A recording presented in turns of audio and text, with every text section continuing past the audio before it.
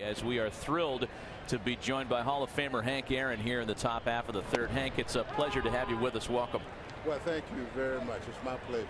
It's a neat night for baseball, and something that the game has done the last number of years, recognizing baseball's role in civil rights. And this is the 7th year, you know, and tonight today and tonight was a very good showing for the civil rights game. We had Cheryl Jackson, Jackie's daughter was here. So it's been a lot of fun. I'll tell you what, Hank, you know, it's amazing when you look at the road traveled and you get a chance to look back at your career and all the things. And obviously 7-14, getting to 7-15 stands out. Can you take our viewers back to that night and that moment and some of the things that were going on and chasing Babe Ruth? That's a lot, huh?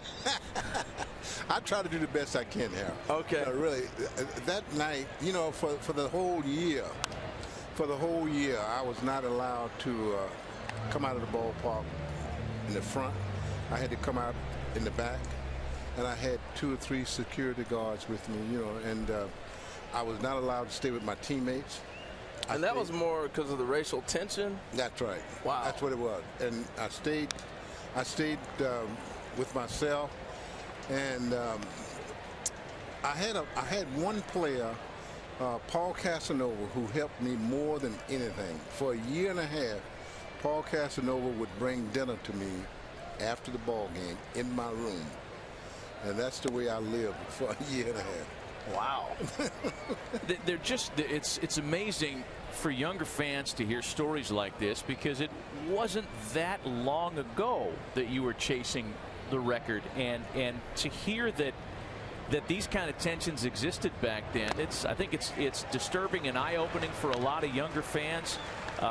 We would all hope that the climate has gotten so much better as to eliminate that kind of thing, Hank. And from where you sit, somebody that went through it, what do you think of the playing field as far as racial equality in sports these days, and in baseball specifically? Oh, I think no question about it that things have changed. You know, I mean, really, you think about where I came from and what I had to do and what I had to do as far as just playing baseball. You know, things are, I would say, 90% better than they were, say, a few years ago. You know, you see players today, you know, black and white players staying together, going out to dinner together. You know, I don't ever recall, I'm trying to think, and I shouldn't say ever recall, but I can't remember too many times that I ever went out with one of my white teammates to have dinner. You know, wow. It just didn't happen that way, you know, really. And that was then, and now I'm sure, well, we see with everybody. Anyways, Elvis Andrus gets a base hit to left field, but you know, the thing that's funny is I've spent time around you, and you're everywhere. You're a heck of an ambassador for the game of baseball, and people of all races love being around you. And you got a bad rap for a while, like, oh, he was bitter. And I'm so glad that people have finally got to know you and shake that off of you. That was crazy. Well, you know, and I don't know that, you know, and you're absolutely right. You know, for years, you know, as soon as I would say 2 or 3 years after I retired from baseball, people always would say, you know, he's bitter. He doesn't like baseball. All these things, you know. But I am the same guy that I was before. Yeah. You know, really, I'm not bitter. I don't have time to be bitter. Really, you know, I mean, to be honest with you, you know, and I said this, my wife said, don't say it, don't say it, don't say it. And I said this, and I am very proud of myself. You know, February 5th, I'll be 80 years old. What? You're going pretty good for 80. Yeah. Let me tell you this. You don't think about that. You'll be 80. I know it. I'll be 80 years old. So I am very proud of myself. I have no qualms at all with anybody. You know, I've had a good time. Baseball has been my livelihood. It's done well for me. And to see you, Harold, to see you up here and see you doing such a great job makes me feel even prouder. Well, you know, thank you. I appreciate that. I mean, there's been some trailblazers in the broadcasting booth as well. And, you know, I go back to Jackie Robinson and what he was said about wanting to see more black faces in the front offices and in the baselines and everything else, and even here in the broadcasting booth, what do you think he would think of today as he looks back now and sees some progress and some not? But I'd be curious what you think he might look at this. I think seriously, I think that if you talk to Jackie today, if he was alive, that he would be somewhat disappointed.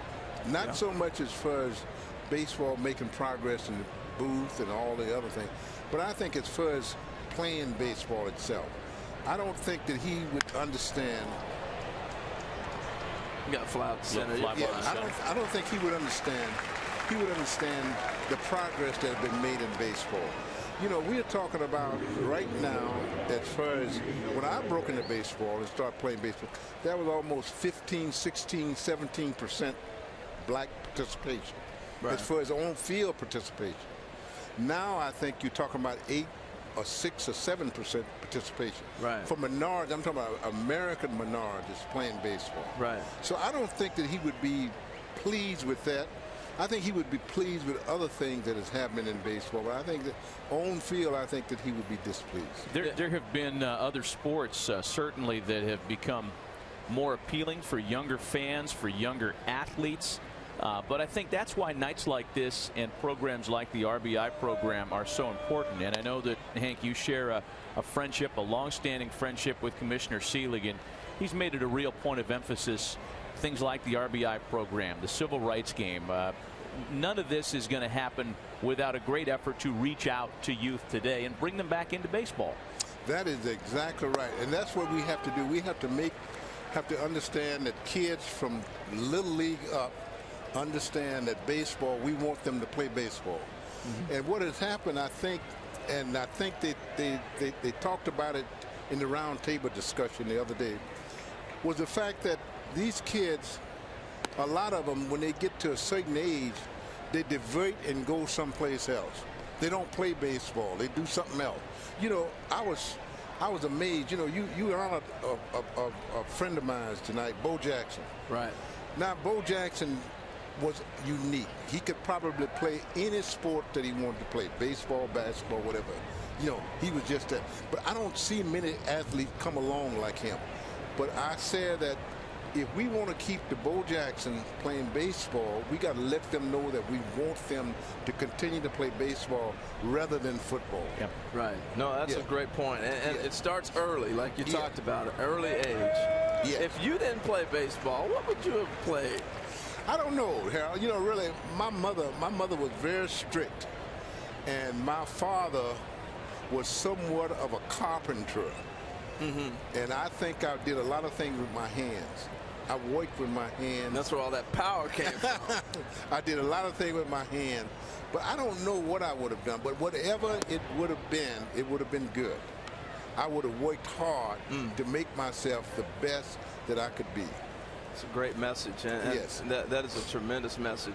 You know, I said this yesterday when I was hosting the showcase, the roundtable there, that I think people forget all the great things. You get caught up in the home run 755 number, and I know we had a full screen earlier. If we get a chance, we'll see that again. But man, the numbers you put up, you can make a great case. You're the greatest living player there is. Wow. I know we talk about Willie and everybody else, but my goodness, it's about ridiculous. Scoring runs and driving in runs, and very few, if anybody, did that in a more prolific fashion. Well, I get tired looking at the numbers.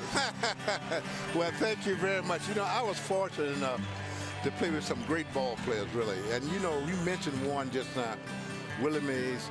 Willie and I played on, I bet you, on 17 or 18 All-Star games together. Wow. And the only thing we talked about, I told Willie, I said, the only thing we want to do, Willie, is win. And you know, Willie told me one day, he said, you know what? He said, if you and I was playing today, this is the last time we and I played All-Star. He said, if you and I was playing today, they'll send us back to the minor leagues because we only hit 30 home runs. And we didn't do anything else. But you know, I was really fortunate enough, Harold, to play with some great ball players, really. I mean, really. I was, and the competition was there, you know, really. It was there. A.J. Pierzynski sending a ball to deep center. De Aza back to run it down. and put an end to the top of the third. Mr. Hank Aaron, we certainly thank you for the visit today. Again, a terrific event. We hope to see you at the Civil Rights Game again next year. And thanks again for spending some time with us. Thank you very much. It's my pleasure. I can't believe you're going to be 80. Man, you look great. Yes, sir. Unbelievable.